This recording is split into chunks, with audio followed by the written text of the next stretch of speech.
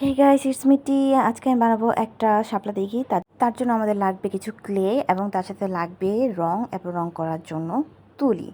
এর চাইতেও বেশি ইন্টারেস্টিং জিনিস যেটা লাগবে সেটি হচ্ছে একটা গোল ঢাকনা। যে কোনো ধরনের গোল ঢাকনা আপনারা এখানে ব্যবহার করতে পারেন। গোল ঢাকনাটাকে আমি প্রথমেই সাদা কালার করে নিব, সাদা কালার করে শুকিয়ে নিব। এরপর আমি এখানে সবুজ কালার করছি, রং করছি সবুজ কালার দিয়ে, এবং এর সাথে আমি কিছু রং মিক্সড করেছি, কিছু কম্বিনেশন করেছি। যেরকম এখানে আমি সি গ্রিন ব্যবহার করছি, ব্লু ব্যবহার করছি, এবং এই রঙগুলো খুব ভালোভাবে আমি মিক্সড করে নিচ্ছি। একটা কালারের সাথে আরেকটা কালার ভালোভাবে মিক্সড করে নিচ্ছি। আমি বর্ডার রেখেছি blue colour deep blue colour border রেখেছি।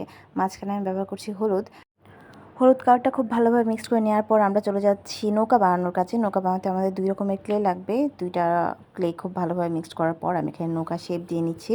খুব ভালোভাবে সুন্দর করে হাতে শেপ দেওয়ার চেষ্টা করছি। আমি খুব একটা পরিপক্ক না আমি এই কাজে। আমি নৌকা বানানোর পরবর্তীতে যেটা করব, ফুল বানাবো। ফুল বানানোর জন্য আমি এখানে পিঙ্ক কালারের ক্লে নিয়েছি। পিঙ্ক কালার ক্লেটা আমি প্রথমে ফুলের বেস হিসেবে একটা রাউন্ড শেপ দিয়ে নিয়েছি। তারপর ফুলের পাপড়ি বানাচ্ছি। ফুলের পাপড়িগুলো আপনারা যে কোনো সাইজ দিতে পারেন, বড় বা ছোট। আমি এখানে মিডিয়াম রাখার চেষ্টা করেছি। প্রথমে পাপড়িগুলো আমি করেছি পিঙ্ক কালারের, এবং পরবর্তীতে পাপড়িগুলো করার চেষ্টা করেছি হোয়াইট। পিঙ্ক এবং হোয়াইটের কম্বিনেশনটা আমার কাছে খুব ভালো লেগেছে। আপনারা চাইলে যে কোনো কালার করতে পারেন, রেড কালার শাপলাও দিতে পারেন, আপনাদের ইচ্ছা। আমি এখানে খুব ভালোভাবে পাপড়িগুলোকে সেট করে নিচ্ছি। শুকিয়ে গেলে এগুলো আর ভালো করে সেট হতে চায় না।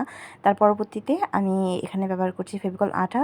ফেভিকল আঠা দিয়ে আমি ইয়েলো কালারের ক্লে মাঝ বরাবর ব্যবহার করে সেট করে নিচ্ছি। আমাদের হয়ে গেল সুন্দর একটি ফুল। এর পরবর্তীতে আমরা যেটা করব সেটা হচ্ছে পাপড়ি বানাবো।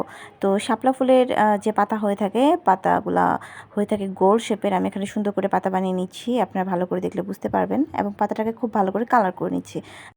আমি বেশ কিছু ফুল এবং পাতা বানিয়ে ফেলেছি। এর পরবর্তীতে কাজ হলো ফুলগুলো এবং পাতাগুলো সেট করা।